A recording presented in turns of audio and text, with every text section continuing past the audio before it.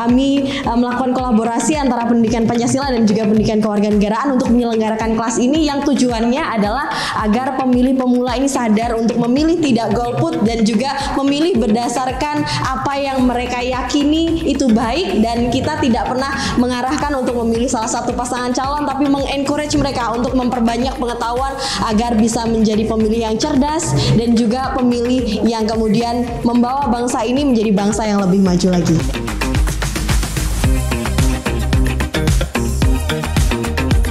Saya akan menyampaikan sudut pandang masyarakat dalam membangun pemilu yang lebih demokratis. Partisipasi ini mencerminkan indikator keberhasilan demokrasi. Bayangkan bagaimana jika kita sebagai masyarakat tidak perlu kita menggolong-golongkan. Sosialisasi pemilu adalah komponen penting dalam proses ini. Pendidikan politik bagi pemilih merupakan langkah awal memberikan pemahaman yang benar tentang pentingnya hak suara dan bagaimana menggunakan suara tersebut dengan bijak. Kami menjadi bagian dari industri menyatakan untuk opening statement kami seperti yang terdapat dalam asas perindustrian, di mana kita bergerak untuk mewujudkan demokrasi ekonomi dan kepentingan nasional. Kita sebagai industri menunjukkan semangat kebersamaan dan efisiensi, keadilan serta berkelanjutan. 2.500 tahun yang lalu, dari zamannya Plato, praktek-praktek ini udah ada. Praktek money politics, kalau milih harus pakai amplop. Dari zaman dulu pun penyebab demokrasi ini tidak sempurna karena kebanyakan pemilih, mohon maaf, berasal dari orang-orang yang tidak mendapatkan akses pendidikan yang baik. Makanya ada money politics, ada serangan fajar dan segala macam.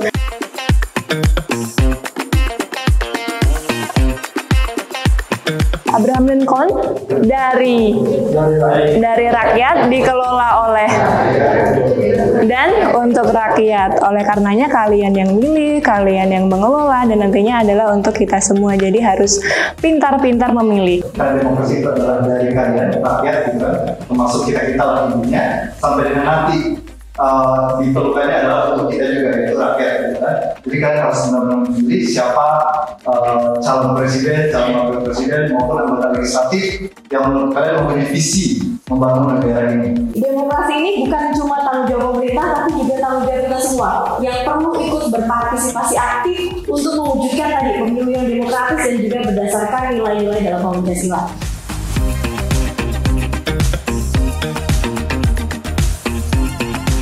Sistem hukum, rule of law, teorinya Gustav Radbruch. Jadi tujuan hukum, the purpose of law is to achieve three things, which are certainty, utility, and justice.